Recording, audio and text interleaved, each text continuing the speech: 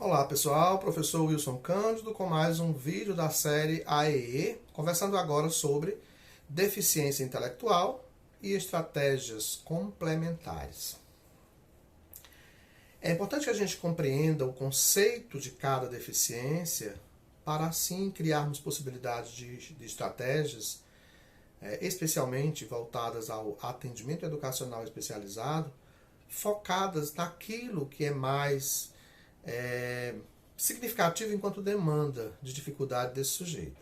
Mas nunca esquecendo, mesmo com o prejuízo, eu também tenho uma capacidade.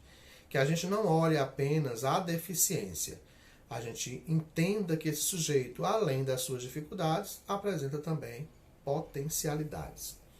Então a gente entende como deficiência intelectual uma limitação no funcionamento intelectual e no comportamento adaptativo, que é aquele que a gente chama de habilidades adaptativas para uma vida independente, seja de ordem social, conceitual e prática. Então esse contexto está ligado a essas expressões, voltadas a habilidades conceituais, sociais e práticas. Quando eu falo deficiência intelectual, eu estou falando de um funcionamento intelectual significativamente abaixo da média, onde o sujeito tem um comportamento como se tivesse uma idade inferior à sua idade cronológica. Então eu vou dizer que eu tenho uma capacidade intelectual abaixo da média em geral das pessoas, uma idade mental muito inferior à minha idade cronológica e uma limitação significativa em pelo menos duas das áreas que chamamos de condutas ou habilidades adaptativas. A aprendizagem, essas áreas são aprendizagem e autogestão em situações de vida, como cuidados pessoais, responsabilidades profissionais, controle de dinheiro, recreação, controle do próprio comportamento e organização em tarefas escolares e profissionais, capacidade de comunicação, capacidade de interação social, habilidades ligadas à linguagem, leitura, escrita, matemática, raciocínio lógico, conhecimento, memória, habilidades sociais, interpessoais, como as habilidades ligadas à consciência das experiências alheias, capacidade de relações empáticas, habilidades com amizades, fazer amizades, grupos de amizades, julgamento social e autorregulação. Esse é o conceito amplo do que a gente entende como deficiência intelectual e que o DSM-5 traz como transtorno do desenvolvimento intelectual ou simplesmente deficiência intelectual. Entendendo que 90% dos casos de microcefalia tem a deficiência intelectual associada. Por isso é importante entender que microcefalia está dentro da deficiência intelectual. 75% dos casos de autismo apresentam algum prejuízo intelectual.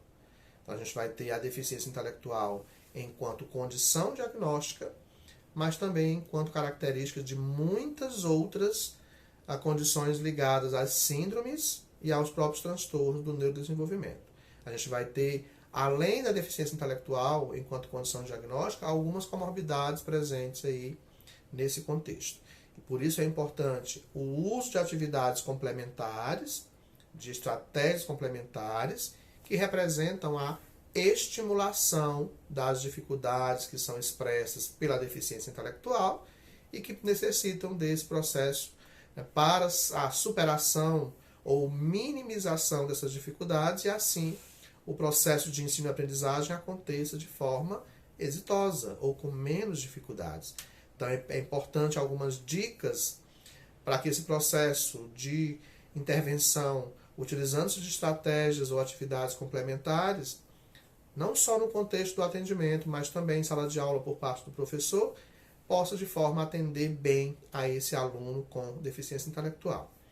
Primeiro, priorizar instruções, informações curtas. Se eu tenho uma dificuldade de retenção de memória enquanto deficiência intelectual e alguém me dá uma orientação verbal muito longa, eu posso me perder no processo de extensão dessa informação. Então, informações curtas, precisas, claras, sem duplo sentido. Tanto verbalmente para a solicitação de alguma coisa, quanto durante uma adequação de atividade, que aquela informação solicitada seja clara dentro da capacidade de compreensão da criança. Conforme ela vai ampliando as suas possibilidades de superação, você vai aumentando a complexidade dessa instrução ou dessa informação. Mas, a princípio, priorize informações ou instruções curtas, claras, objetivas, sem duplo sentido. A segunda dica é demonstrar a sequência da atividade que você quer que ela realize, certificando-se assim de que ela compreendeu. Por exemplo, uma atividade no atendimento educacional especializado. Você pode mostrar como fazer e pedir que a criança faça. Se ela conseguiu fazer, você pode apenas orientar que ela faça para ver se ela consegue executar. Então você vai aumentando a complexidade do comando de acordo com a forma como a pessoa com deficiência vai respondendo, né, dentro daquilo que você espera que ela responda. Isso também pode funcionar bem em sala de aula. Durante a atividade, explicar para o aluno com clareza o que ele deve fazer, né, se for o caso, até mostrando passo a passo para que ele consiga fazer de forma exitosa. Isso é motivador para o aluno. E conforme ele vai fazendo, você vai aumentando o nível de dificuldade para também gerar flexibilidade mental. O aluno com deficiência, ele vai ter muitos erros. Ele já é muito julgado por isso. Mas ele vai ter acertos. Então, a terceira dica é valorize seus acertos, valorize sua participação, por menor que seja, valorize suas tentativas. Isso gera motivação e quando a gente está motivado, a gente se sente mais engajado em querer participar. Ele já é muito julgado pelas dificuldades. É importante que a gente valide aquilo que ele conseguiu ou que ele está tentando conseguir. Quarta dica, estimule seu pensamento lógico e o seu planejamento mental. Comece com atividades, isso eu estou falando de orientações tanto para o AE quanto para o contexto escolar. Comece com atividades de baixa complexidade, fácil, de curta duração. Conforme ele vai conseguindo fazer, você vai trazendo desafios maiores para que ele consiga ampliar suas possibilidades neurais, gerando ideação, que é o planejamento, para a execução da ação motora. Estratégias mentais que gerem flexibilidade, mudanças de plano, para resolver problemas, onde ele vai buscar por informação, mas isso é um processo que vai do simples até o mais complexo, tá? Estimulando sempre o raciocínio lógico para a resolução de situações do dia a dia, independente de ser uma situação apenas de ordem matemática. Quinta dica, retome ou relembre atividades importantes. Agenda, um lembrete de alguma coisa que você solicitou, ou o assunto de uma atividade anterior, o assunto de uma aula anterior, o que a criança fez no momento antes de chegar até a sala de atendimento ou a sala de aula. Isso é um resgate da memória que a criança tem registrado e que é importante que a gente estimule essa capacidade não só de registrar, mas de trazer a informação de volta, que a gente chama de evocação.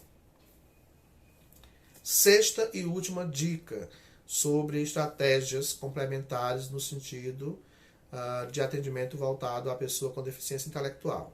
Analise as atividades propostas. Você avalia esse sujeito o tempo inteiro. Você observa ele o tempo inteiro. Também avalie o que você faz. A sua autoavaliação. Será que a minha proposta de jogo, de atendimento, de atividade não precisa ser repensada? Será que a minha conduta enquanto professor em sala de aula não precisa ser repensada? A gente não tem que avaliar o tempo inteiro o aluno, o aprendente. A gente também tem que olhar para a nossa forma de atuação, que às vezes precisa ser modificada quando não atende a esse sujeito. Essas são as dicas sobre deficiência intelectual e estratégias ou atividades complementares. Em breve, um próximo vídeo para vocês. Abraço.